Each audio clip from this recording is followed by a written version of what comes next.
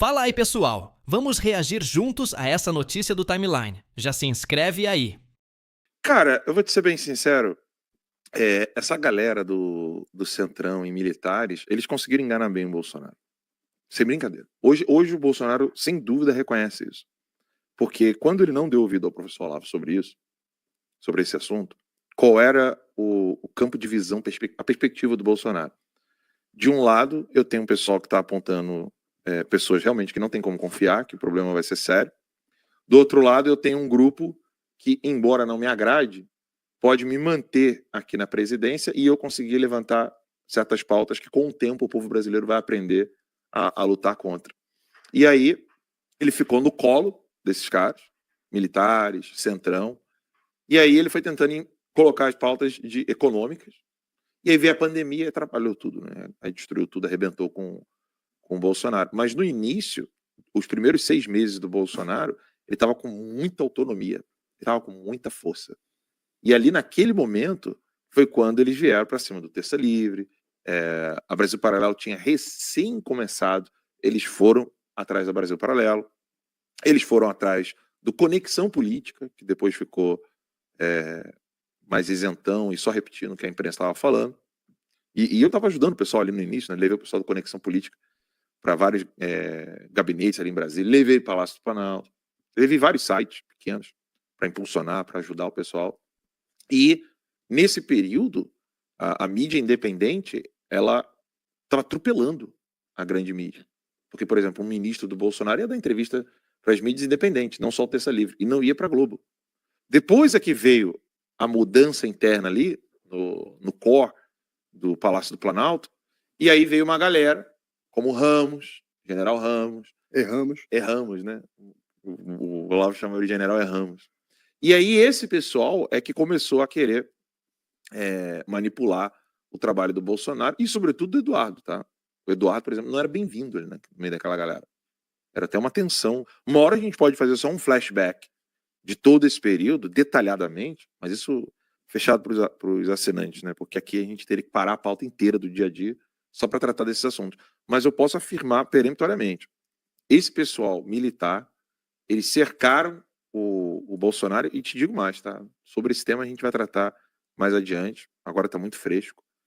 Até esse negócio de minuta, prova de fraude eleitoral ou coisa do tipo, tudo isso, para mim, dentro dos documentos que eu já tive acesso, das conversas que eu já tive, iludiram o Bolsonaro para colocá-lo onde ele está agora. No banco dos réus do STF, para poder calá-lo e destruir a vida dele. E com conluio de militares e centrão. A turma tá pegando meu pé que eu fiz uma mistureba mesmo, que é uma mistureba de Ciro com Cid Gomes, com Ciro Nogueira, com Ciro Gomes, uma mistureba total. Mas eu fui até olhar porque eu me lembrava que o Ciro Nogueira não estava no início do governo Bolsonaro como ministro, né?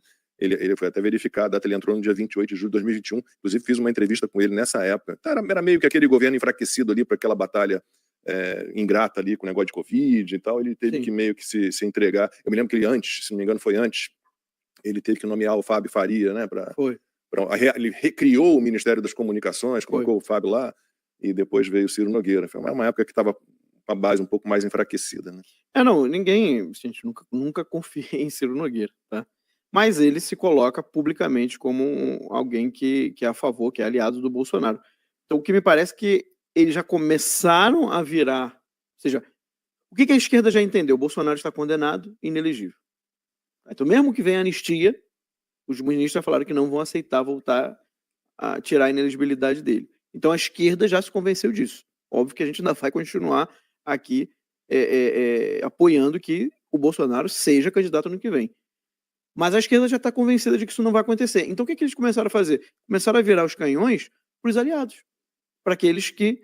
Um por um. Que podem, né, usar o nome do Bolsonaro para vencer a eleição ano que vem. E aí, primeiro pancada dessa história do PCC foi com o Nicolas, que não tem nada a ver, um negócio completamente de maluco.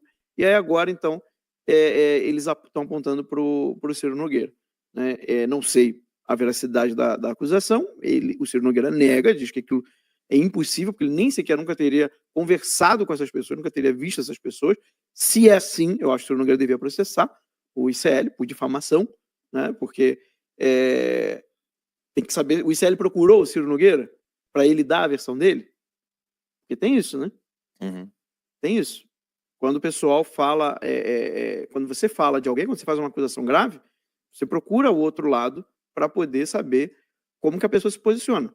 Se isso não aconteceu, mais um motivo ainda para processar o ICL. Mas a questão é, eu queria ir além do fato. Eu quero ver a tendência. A tendência que a gente está vendo é, para a esquerda, a eleição já começou. Nós estamos aqui 1º de setembro, hoje é dia do trabalhador aqui, né? Que é o dia do trabalho hoje é aqui feriado. feriado aqui nos Estados Unidos, porque eles não quiseram usar a data revolucionária. Eu só diria o do seguinte, não 1º de maio. eleição. Para a esquerda começou a narrativa de eleição. Não vai ter eleição, né? Sim. Eleição no Brasil a gente sabe muito bem o que é, né? Há muito tempo a eleição no Brasil é meio que um teatrinho, né? Você começa a eleição no Brasil, que eu sempre aponto, o primeiro erro que acontece, assim, a primeira falha chegam as pesquisas eleitorais. Lá no começo da corrida, já dizendo, por exemplo, Pacheco tem mais intenção de voto do que o Nicolas em Minas Gerais. Eu falei, meu Deus do céu. Então, você conhece alguém que defenda o Pacheco? Não conheço ninguém. Aí começa as eleições com as pesquisas eleitorais. Por que começa pela pesquisa? Porque logo depois da pesquisa começam as entrevistas e debates. E a entrevista e debate é baseada na pesquisa. Porque o critério da TV é assim, olha, eu não tenho 40 cadeiras para os candidatos, eu tenho 3, 4. Eu preciso só pegar os 4 primeiros que estão na pesquisa. Então, na mentira da pesquisa, você já pega o filtro de quem vai aparecer na televisão, de quem vai aparecer no debate. Aí, na sequência, vem o plano de governo daquele candidato, que ele não cumpre nenhuma das metas e fica por isso mesmo.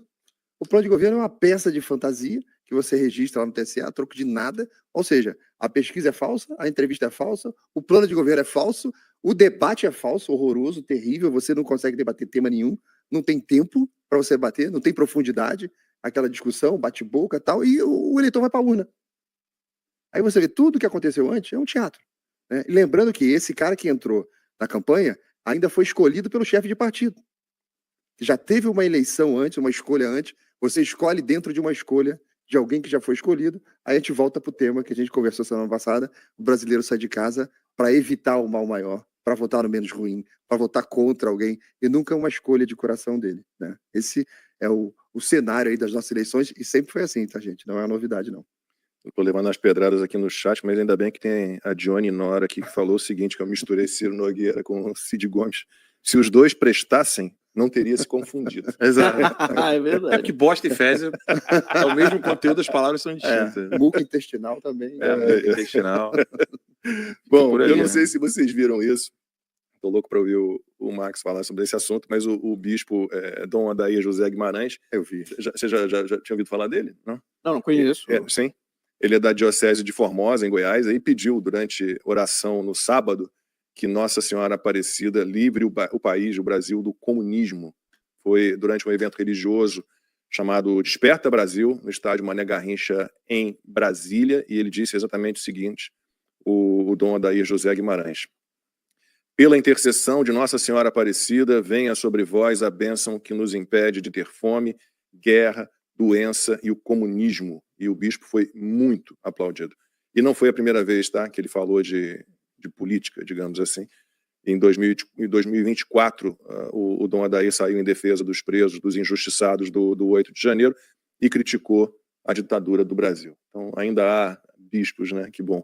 E Lacombe, isso daí é porque a gente está num momento assim de deserto tão grande, mas isso não é novidade na igreja. Esse é o ponto. Isso não é novidade na igreja. Desde a aparição de Nossa Senhora de Fátima, em 1917, onde, incrivelmente, você tem uma profecia que diz que a Rússia ia espalhar seus erros pelo mundo, lembrando que o momento em que isso foi dito foi antes da Revolução Russa, do começo da Revolução Russa, então era algo realmente impensável, né, de que a Rússia iria espalhar seus erros pelo mundo. Foi exatamente o que aconteceu.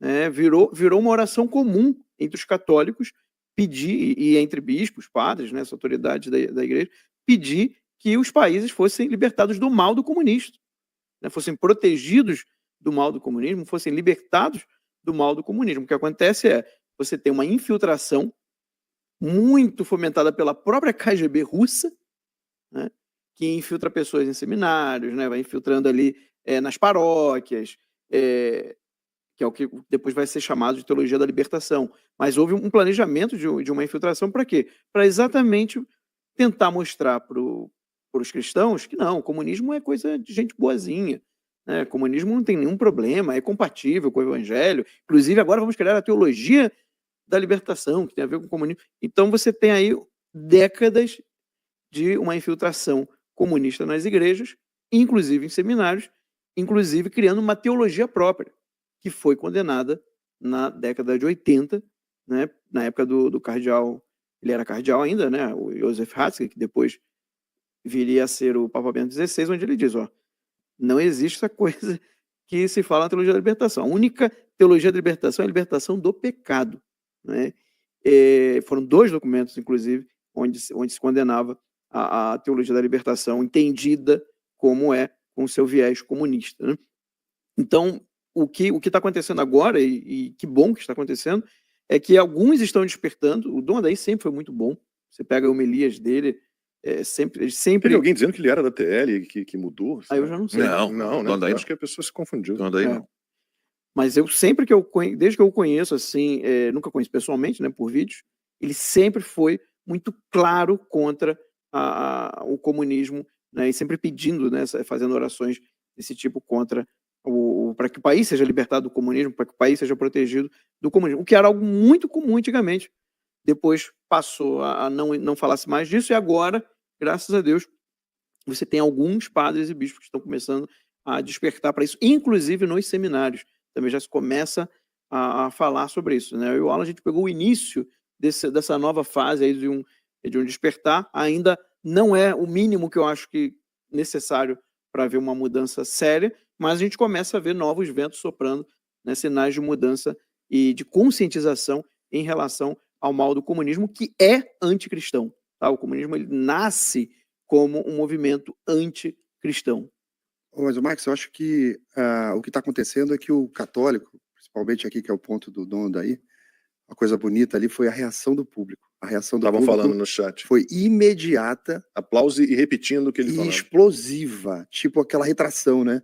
Você fala ali sobre comemoraram como se fosse um gol no futebol no estádio. O estádio inteiro começou a entrar em êxtase ali. Mas lembre que o que parece que está acontecendo é uma reconexão do católico com a própria doutrina da igreja. Porque você pega na história da igreja, já no século XIX, Leão XIII condenou o comunismo. São vários os momentos dentro do próprio Código Canônico que você tem a condenação da própria doutrina da igreja contra o comunismo, ao ponto de que ele se tornou um crime que é de excomunhão automática se você fizer parte, ajudar, auxiliar, tal. Então, tem um monte de católico que pode estar olhando a gente aí. Dê uma procurada na internet, conversa com a sua IA, veja com o Google. O Código Canônico da igreja, que é o que regulamenta as ações ali da igreja, pelo menos da parte administrativa, tal, no próprio direito canônico, ele versa que você está automaticamente excomungado se você for um defensor da esquerda. Nossa esquerda comunista, que o nosso presidente fala abertamente o orgulho que ele tem de ser um comunista. Nós temos juízes aí dizendo que tem orgulho de ser comunista. Pois é, como é que fica o Flávio Dino comunista, graças a Comunhão Deus? automática. Ele precisa procurar o padre lá da paróquia dele, se confessar, mas ele precisa do arrependimento sincero, né? Para poder se confessar lá e poder restituir isso aí, consertar esse problema na vida dele, porque não existe católico comunista. E esse grito no estádio mostrou claramente que o fiel está se reconectando com a própria doutrina da igreja e descobrindo que é lindo ser católico.